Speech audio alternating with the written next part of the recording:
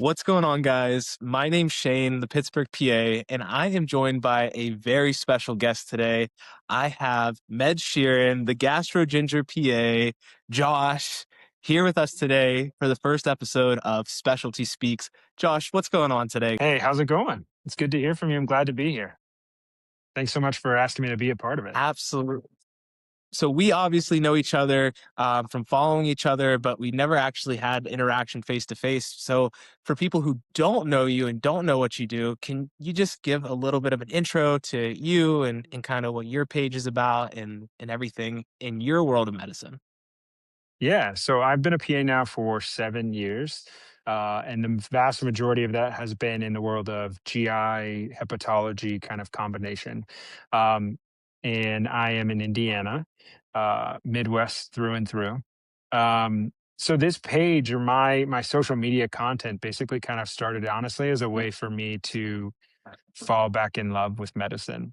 I was a PA through COVID and just like through that. And, life just got really busy, had a couple of kids. So it just got to the point where I was at a pretty challenging position, just, like emotionally or socially.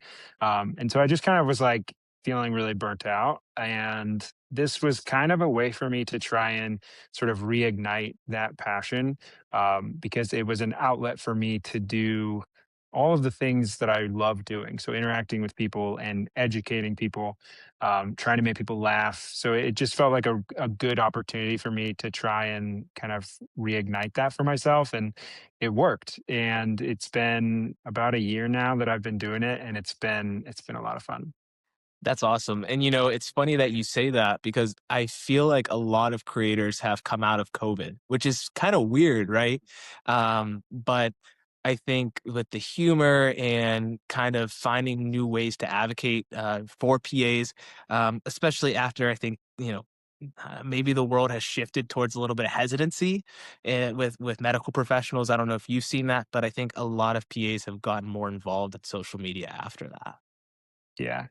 I think there was a huge push of us, especially those of us that are younger, right? Realizing that we weren't happy with a lot of the things that we saw happening within the system.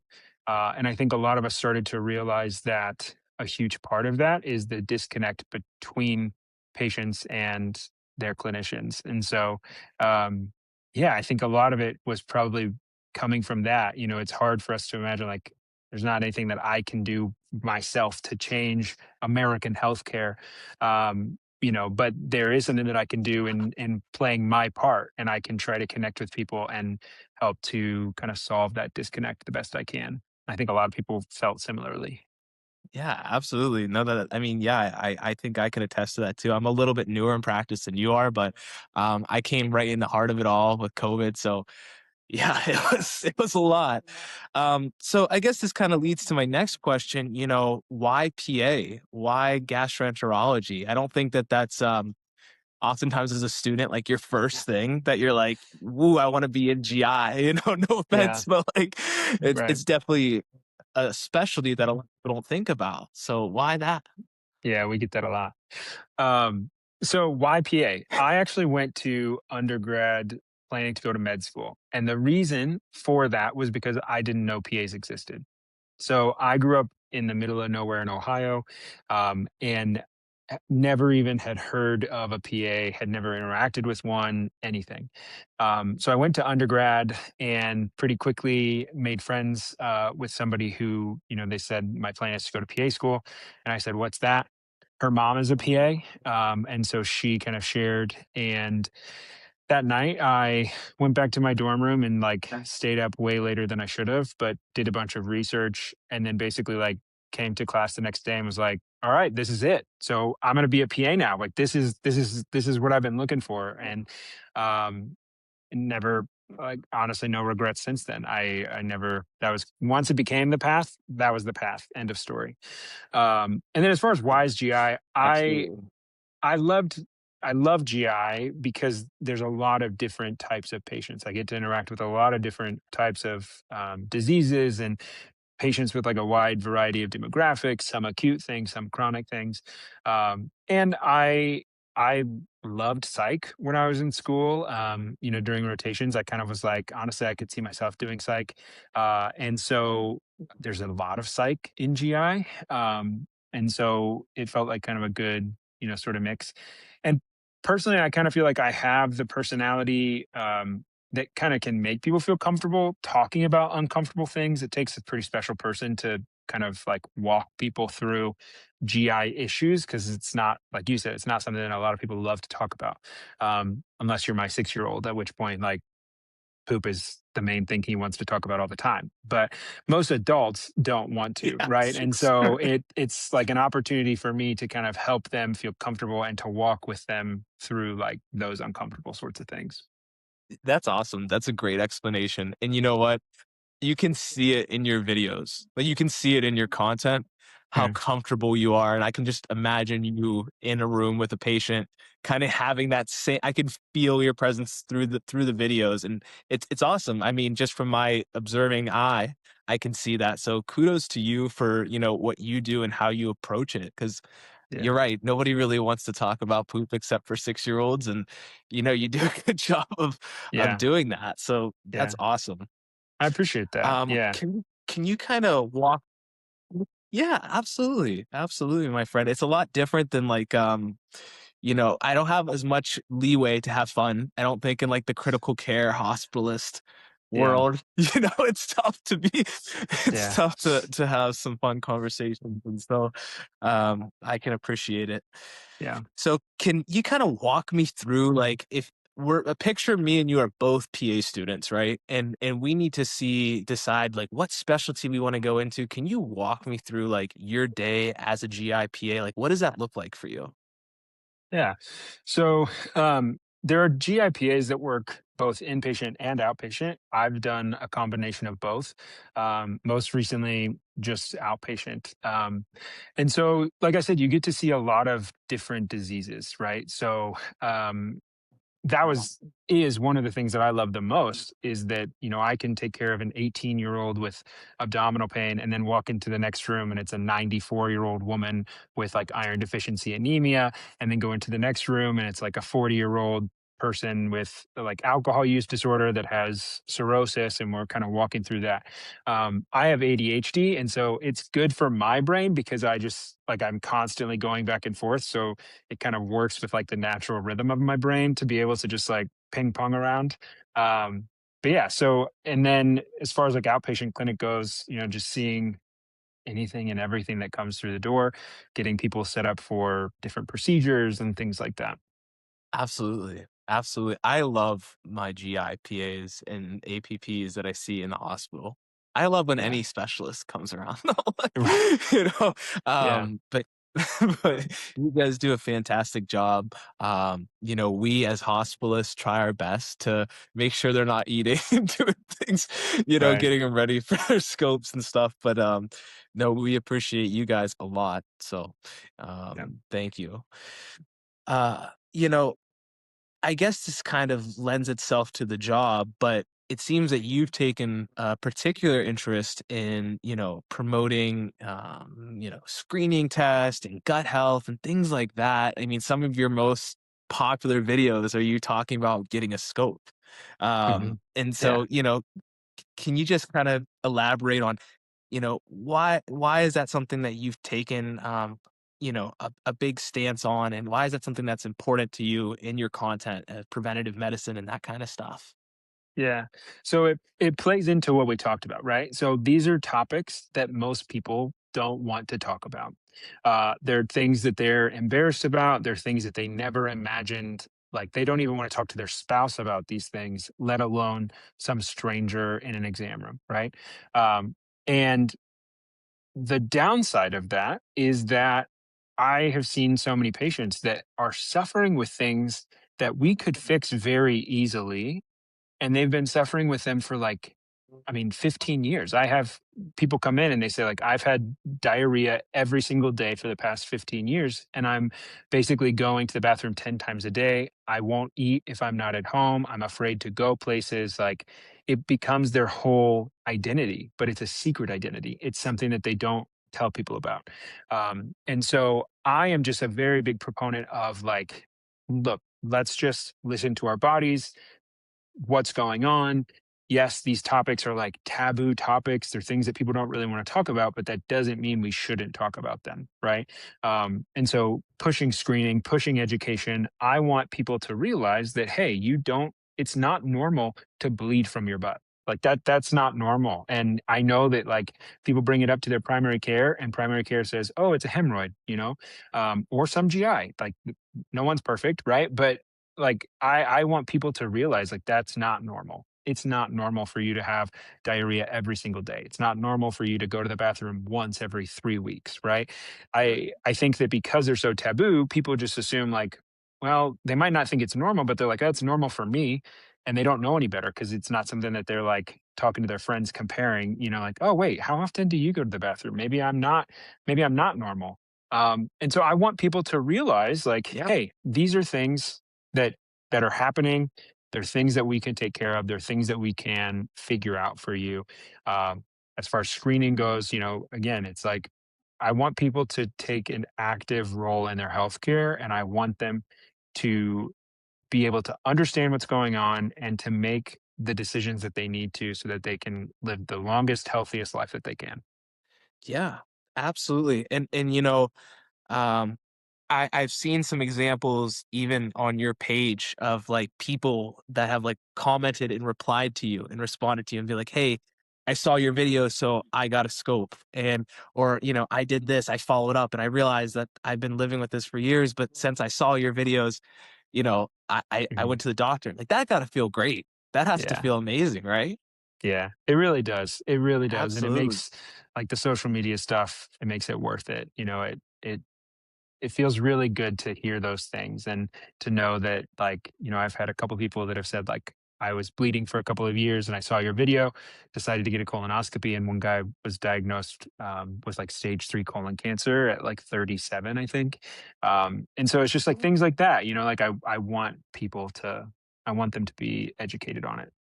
Absolutely. Absolutely. And I think like in our field is healthcare professionals that do social media, we get a lot of flack.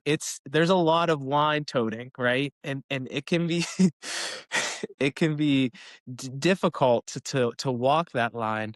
But I think whenever you see the things that you're doing actually having real life ramifications and benefits for your patients, um, it makes you want to even do it even more, and I think that that's awesome. Um, I wanted to kind of ask you more so about like how has creating content on social media, like how has that changed your practice at all? I know that there's some things that have happened we don't have to talk about in the past, but my understanding is like there's some things that have happened. But like creating content and things like that, how has that changed your career in general? Yeah. Um, yeah, a lot of things. So I think that just like patients don't know, right? We're not perfect, right? We don't know everything. And so there are so many things where, I'm just like not even aware. And then people comment on it. And a lot of people are like, oh, my experience has been this, or oh, like this happened. And I'm like, what? That's bizarre. Like I can't believe somebody would say that, or I can't believe, it opened my eyes to how I'm explaining things and like being being more aware of different things. Because, like, for example, something that I get a lot, and unfortunately something that I'm learning is very common in the world of GI, is specifically like with women's health, right? And so many people, uh, they they comment, they say stories of like, I say, for example, if you're bleeding from your butt, get a scope, right? It's like the most popular video. But so many women comment and they say, unless you're a woman, at which point you're told it's anxiety. And that idea is just so bizarre for me.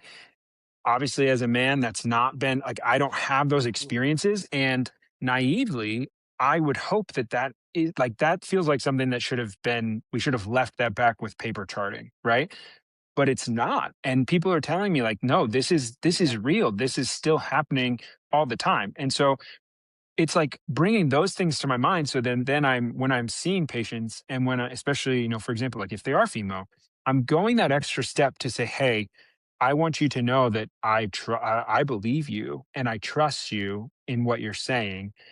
Especially because a lot of GI things can be like there is a lot of overlap with things like IBS and psych.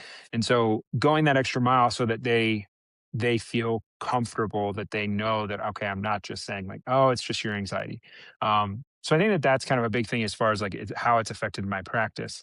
Um, Obviously, it has affected my practice in a pretty huge way recently. And I mean, I don't mind to talk about it.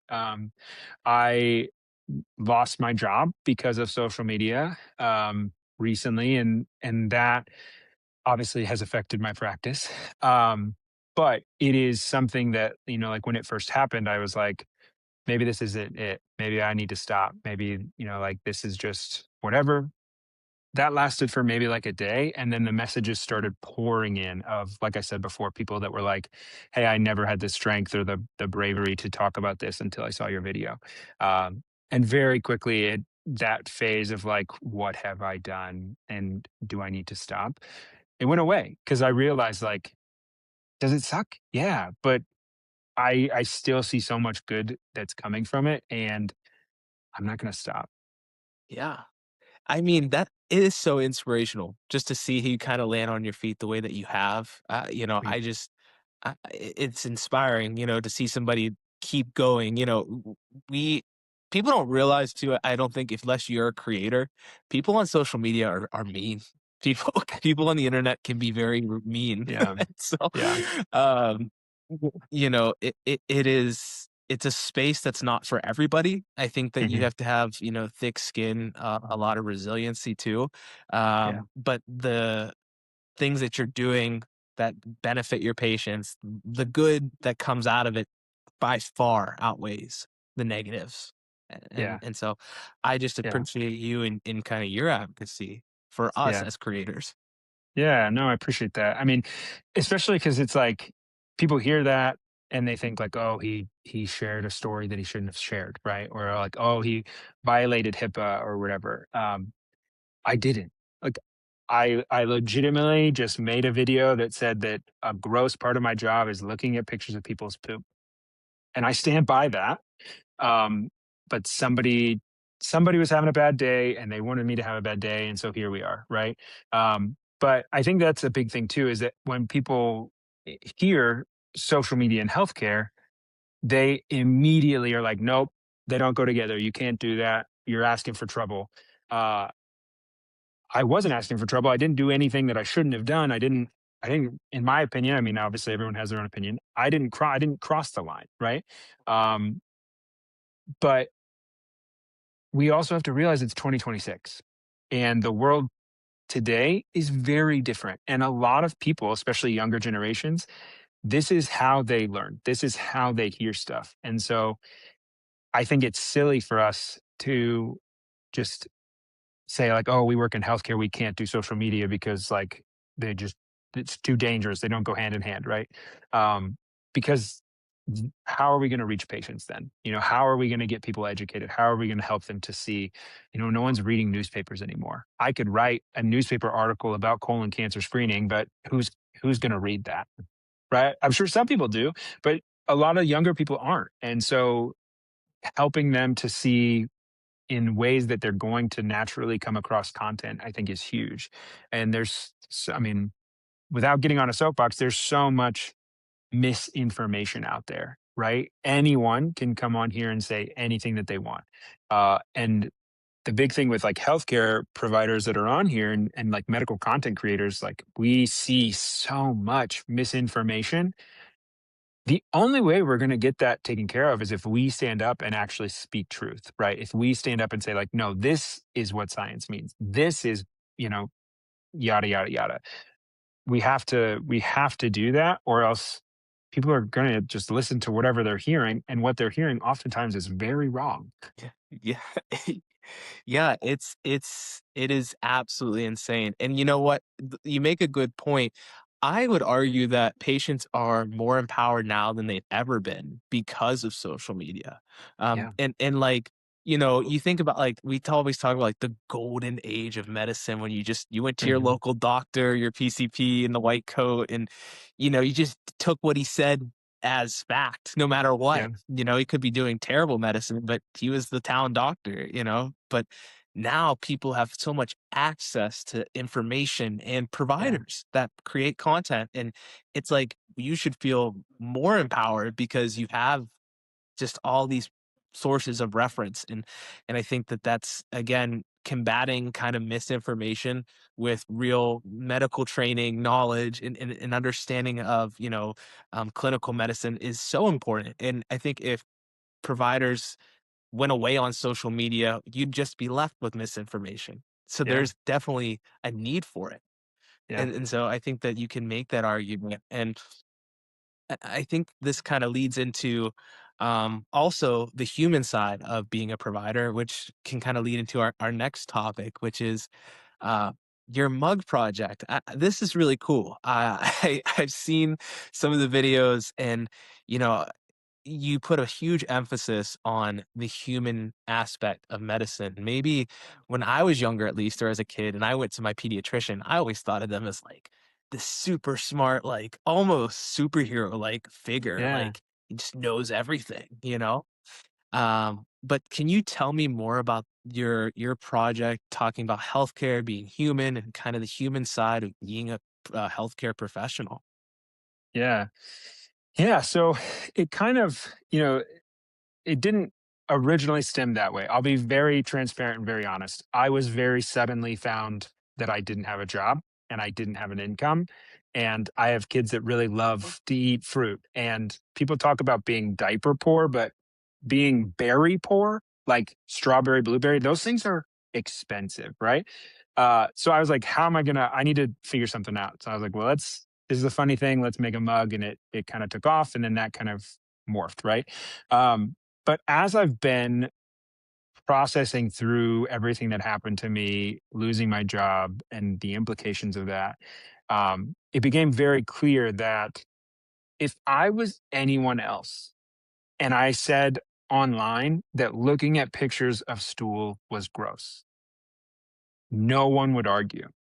No one would argue. No one would bat an eye. No one would say anything about it. If I was in any other job, I would still be going to that job today. But because there is this like unspoken and sometimes spoken expectation that we have to be held to this very high standard and not just a standard of care, right? I want to give people the highest standard of care possible, but it's not the standard of care, it's like the standard of person or standard of humanity, and it's at many times unrealistic. And I think that the system puts these expectations on us that are unrealistic for us to meet, and if we're going to meet them, we have to give up a part of our humanity. And I'm not okay with that. I don't think that that's realistic. I don't think that that's healthy. I think that that's part of why we have so many issues with, burnout and things like that. Um, because we go into this profession wanting to help people and wanting to preserve their dignity and wanting to preserve their humanity. And I signed up for that, but I didn't sign up to lose my own humanity, right? And I think that that's like you said, growing up or like back in the day, that people walked around in white coats and they were like superheroes or almost this like unhuman, like they're just like all on their own and they walk around with so much authority and all of these things.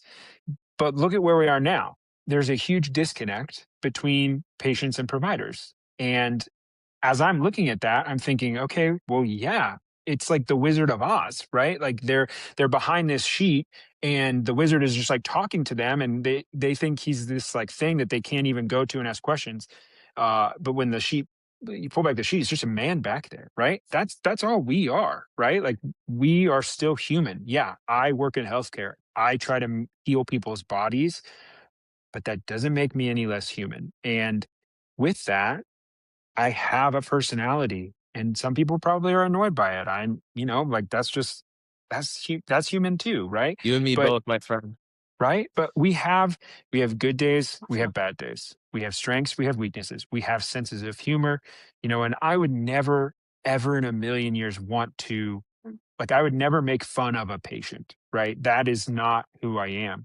But I'm going to make fun of the fact that looking at pictures of poop is gross. Like, and that is just the reality. And I think it's showing up as our authentic selves, whether that's through content creation or through, interacting with patients, like in person. It's showing up as our authentic selves that I think is going to help people get a healthier view of who we are. They're going to feel more comfortable with us, and they're going to be more willing to walk with us as we try to kind of fix the system the best that we can. Yeah, I think that the way that you worded that is really eloquent and beautiful, truthfully. I mean, I don't know if I could say it better myself. I think the one thing that I always tell patients, in the hospital, like I kind of alluded to earlier, it is a lot of like heavy conversations. Oftentimes it's goals of care discussions. It's things that, you kind of come home after and it stays with you a little bit. But I always say that at the end of the day, we're just people helping people. And Mhm. that's something that I've shared with a lot of my patients, especially in those difficult conversations. And I think that trying to bring yourself to a human level, which sounds ridiculous, right? As a human, but Yeah. trying to remove yourself from this, I don't know what it is, this facade that's projected of healthcare providers and just, dumbing it down to, hey, we're both just people. Um, it not only improves patient care, I think it improves trust. I Mhm. think that it improves burnout because people realize that you're not a robot. Yeah. And I think that there's nothing but benefit by kind of delving into that human side of medicine, and getting away from that traditional kind of notion of what a clinician is, not Yeah. that white coat doctor with the glasses that we all think of. Right. So Yeah. yeah, And I I love think the idea. I love the mugs. yeah. Sorry. I was just gonna say too, like, people would comment and they say like, "But would you say that to a patient?" And I'm like, "Yeah. Yeah, I would." Because what people don't realize is I work in GI. So people come to my office all the time and they maybe have a picture on their phone and they're like, "Hey, I'm going to show you this. It's gross, but I'm going to show you." If I just am like, "Oh no, that's not gross." They're gonna know I'm lying, right? But if I say, "Hey, you're right. That is actually really gross. Let's figure out why that's happening together." They're gonna feel like I'm taking them seriously. I'm not brushing them off because that's something we see a lot in GI too. People feel like they've just been brushed off. And so, people are like, "Would you say that?" I'm like, "Yeah, I would." I mean, one of my favorite things to do when people come into my office and they're like, "Can't believe I'm gonna tell you about this. Like, oh, I'm so embarrassed." My like go-to is like, "Hey, if it makes you feel any better, I can tell you about my stool first, and then we could talk about yours after." Like, and they laugh and they're like, "Okay." And you see their wall fall down and they're like, "Okay, I'm comfortable. We can talk about it." I think that's the only way forward. It's at least it's the only way forward for me. Like I refuse to operate under the pretense that I am anything better than anyone else. Absolutely, I couldn't agree more with that, and as a former primary care PA, I can tell you I've had my fair share of stool pictures Right. shown to me, and so, Yeah. it's part of the job, and you get again, you wanna be honest, you wanna be transparent with your patients and kinda meet them where they're at, so I think that that's a great way to kinda look at it. You know, we kinda talked about healthcare being, human, but more specifically shifting gears to focus on the PA profession itself. You just got back from AAPA in New Orleans. I was working my 7 on, so I was very unfortunate, but next year in Phoenix, I'm coming for you. Absolutely. But I wanted to kinda ask I wanted to kinda ask you, how after going to AAPA and kinda looking at all the things that are happening in the PA world, where do you see the profession going in the next 5, 10 years? I know the name change was the biggest thing that we've kind of focused on, but like the advocacy that we have for the PA profession, and kind of where do we go from what do we need to do next, as PAs to kind of move the profession forward? Yeah. I think a big part of it is we all knew what we were getting into when we went to PA school, right? We knew that we were kind of in this like middle ground. We weren't going to med school, but we also weren't going to like nursing school. We knew going into it that we were kind of in that like sort of not, I guess, like ambiguous sort of place. Um, but I think what we have to realize is that advocating for ourselves and advocating for our profession is advocating for our patients. I shared a story that on my page. I had absolutely no idea that this was a thing until I went to that conference. But did you know that federally PAs cannot prescribe diabetic shoes?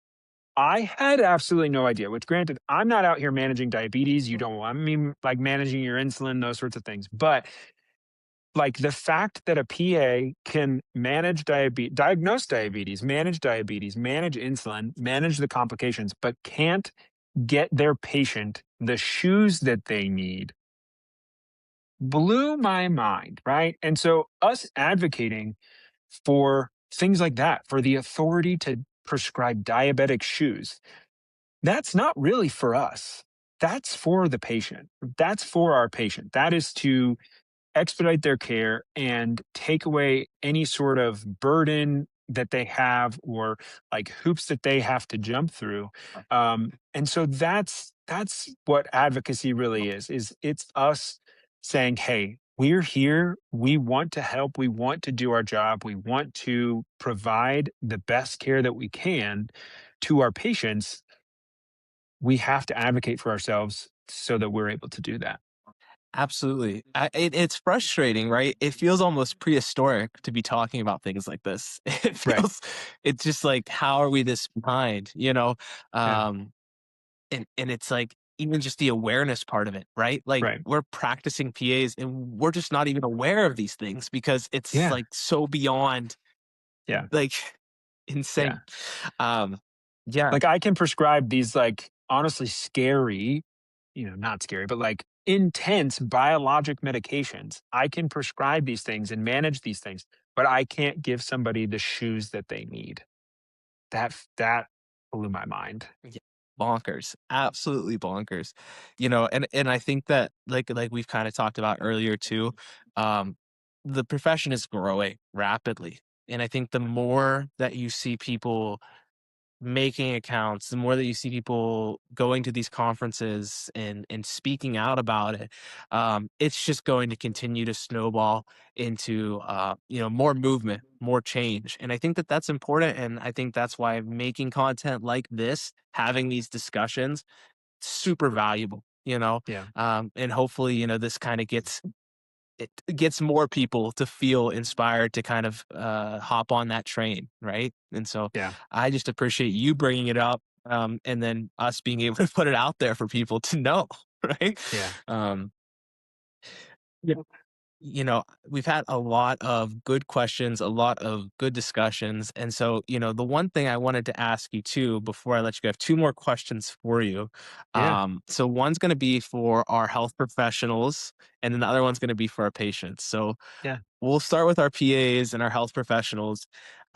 If you could give advice to either younger PA students, people who are, thinking about being a PA, or maybe they're new in practice, what advice would you give to somebody who's just kind of trying to figure out this career, figure out this profession? What would you say to those people?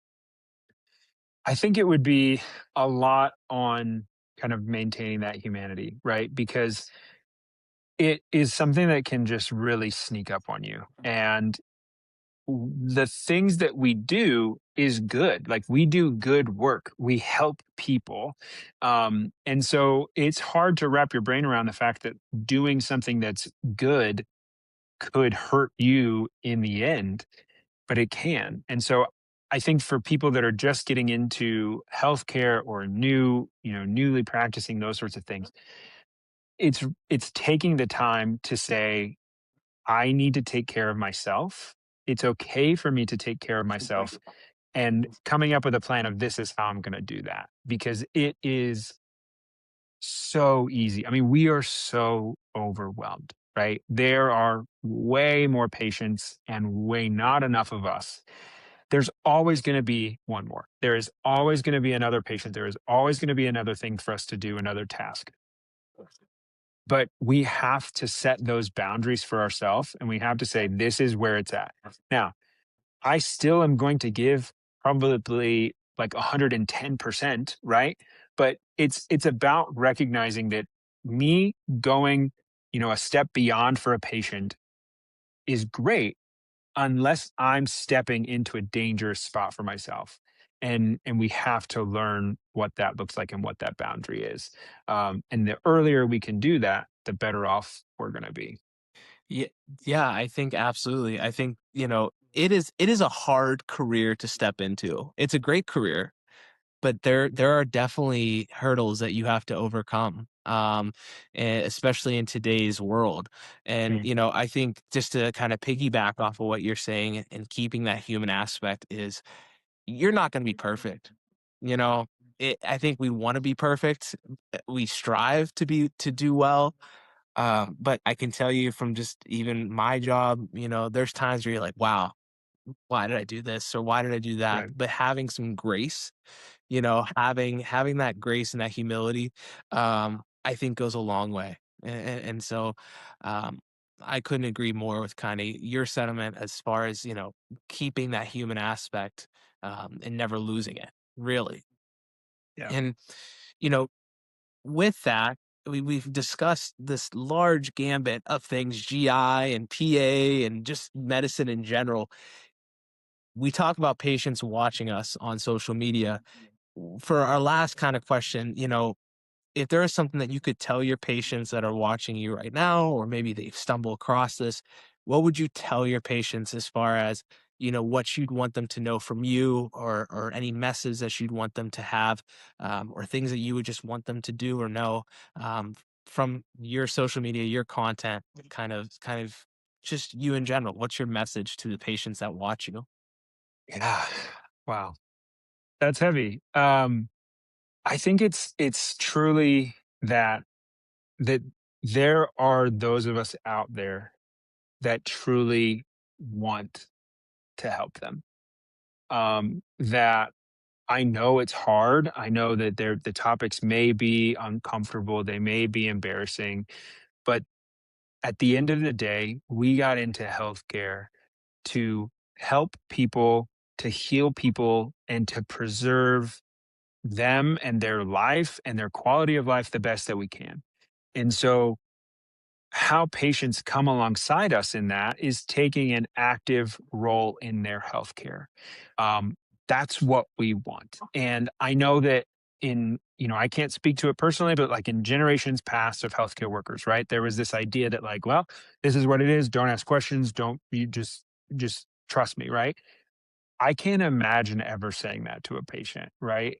That feels so in no other capacity other than like as a parent, right? Like I have a 6-year-old, and so sometimes I have this mentality of like, hey, like this is why, and he'll say, well, why? And I'm like, I don't know, just trust me that this is it, right? But these are humans that we're taking care of. They're not like kids, right? They deserve. I mean, my 6-year-old also deserves that. So I try the best I can to explain it to him, but they deserve to know why. They deserve to be informed with their healthcare. And so I think just yeah, to do that, to ask the questions, to advocate for themselves, and if to listen to their body, if they feel like something is wrong or something is off, to listen and to actually bring that up with the care team. And if they have clinicians that they don't feel like are taking them seriously, find new ones because we are out there. We do exist. And at the end of the day, it's why we do what we do. And so I hate the idea that people wouldn't feel comfortable to, fully engage in their own health because that's honestly, like, that's our goal. We want everyone to do that. Absolutely. I love the point that you made too about like, if you're not satisfied with the person that you're seeing, go find a new one. Like, Yeah, it breaks my heart when patients have a poor experience with a provider and they just stop going. Like, yeah, it is so it's because it's like, it's so much more detrimental than just that one moment with yeah, that bad I don't wanna say bad provider, but that bad experience, right? yeah, And so it's like, "Oh, man, this person missed their annual for the past 5 years because 'cause they've been scared to go back." Like, "Oh my yeah, gosh, it's terrible." yeah, And so I appreciate that because 'cause you're right, there are good people out there, there's great providers ready, chomping at the bit to try to help people, working their tails off just like yourself. And so I just really appreciate you coming on here with us today, kinda talking about GI, giving us a little bit of a peek behind the curtain, if you will, into your specialty. And I just can't say thank you enough. And I will put all of your social media handles down in the comments below for people to go check out your page. And with that, I just want to thank all of you guys so much for tuning into the first episode of Specialty Speaks. Make sure that you guys follow me on Instagram and TikTok at the Pittsburgh PA, and then give Josh a follow at the TheGastroGingerPA. I am so excited to be launching this new podcast with you guys, and please let me know in the comments down below what you'd like to see next, any specialties or any creators that you'd want me to try to get onto the podcast, and I can't wait to see you guys next time.